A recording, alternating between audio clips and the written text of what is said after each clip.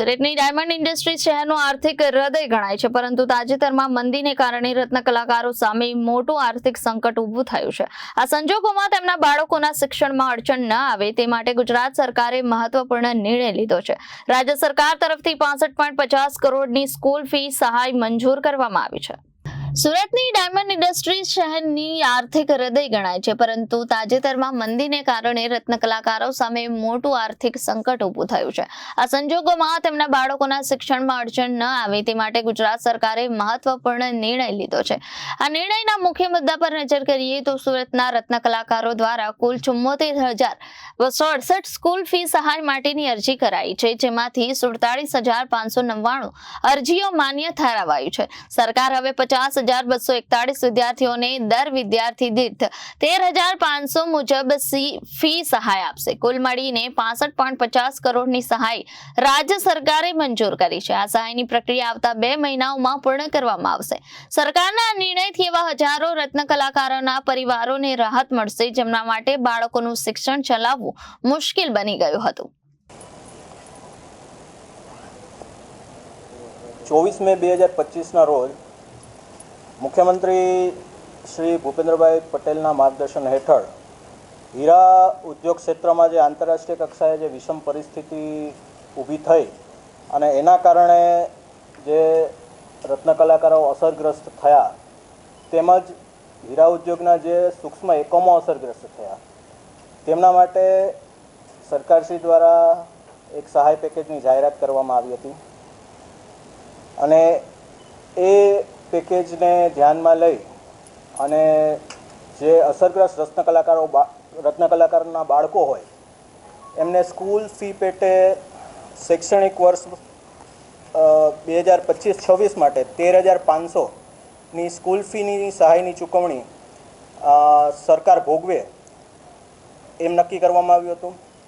અને જે હીરા ઉદ્યોગના જે સૂક્ષ્મ એકમો છે એમને જે કંઈ પરિસ્થિતિ વિષમ પરિસ્થિતિના કારણે જે તકલીફો થઈ છે તેમાં વ્યાજ સહાયની 9%ના ધોરણે વ્યાજ સહાયની સરકારશ્રી દ્વારા પેકેજમાં જાહેરાત કરવામાં આવી છે। હવે આ પેકેજ માટે આપણે સુરતના જે અરજીઓ આવી છે એની વિગતો આપું તો કુલ 74,268 અરજીઓ આપણને મળી છે, જેમાંથી 74,268 તમામ અરજીઓ સુરત ડાયમંડ એસોસિએશનને આપણે ભલામણ અર્થે મોકલેલી છે। વેરિફિકેશન એમણે કરી અને એ તમામ અરજીઓ જિલ્લા ઉદ્યોગ કેન્દ્રને પરત કરી છે અને તેમાંથી કુલ 47,599 જેટલા અસરગ્રસ્ત રત્ન કલાકારોના 50,241 બાળકોની સ્કૂલ ફી સરકાર ભોગવશે અને એમની અંદાજિત સ્કૂલ ફીની રકમ જે છે એ 65,50,00,000 જેટલી થાય છે। આ આખી કામગીરી આપણે 2 મહિનાની અંદર પૂર્ણ કરી છે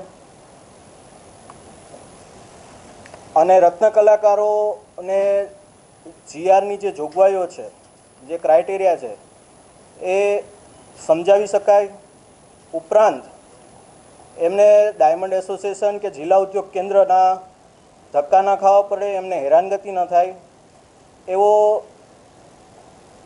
પ્રજાલક્ષી એક આશય રાખી અને કલેક્ટર સાહેબની અધ્યક્ષતામાં જે કમિટી મળી હતી એમણે તમામ ફોર્મ અને જીઆર બાબતની તમામ જોગવાઈઓની સમજણ સ્કૂલો થકી આપી અને તમામ અરજીઓ મેળવવાનું નક્કી કરવામાં આવ્યું હતું અને આ અરજીઓ જિલ્લા ઉદ્યોગ કેન્દ્ર પાસે આવી ત્યારબાદ તમામ અરજીઓને વેરિફિકેશન માટે આપણે સુરત ડાયમંડ એસોસિએશનને મોકલેલી।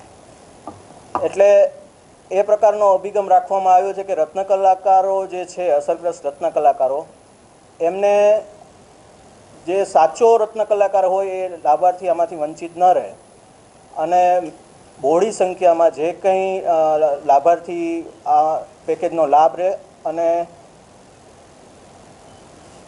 છેવાડાના માનવી સુધી આ સહાય પહોંચી શકે એ આશયથી તમામ કામગીરી કરવામાં આવી છે અને મેં આપને જે રીતે કીધું કુલ 65 કરોડ 50 લાખ જેટલી સહાયની રકમ આપણે ચૂકવવા પાત્ર બને છે. Reporter Arvind Rathod, Janadesh news, Surat.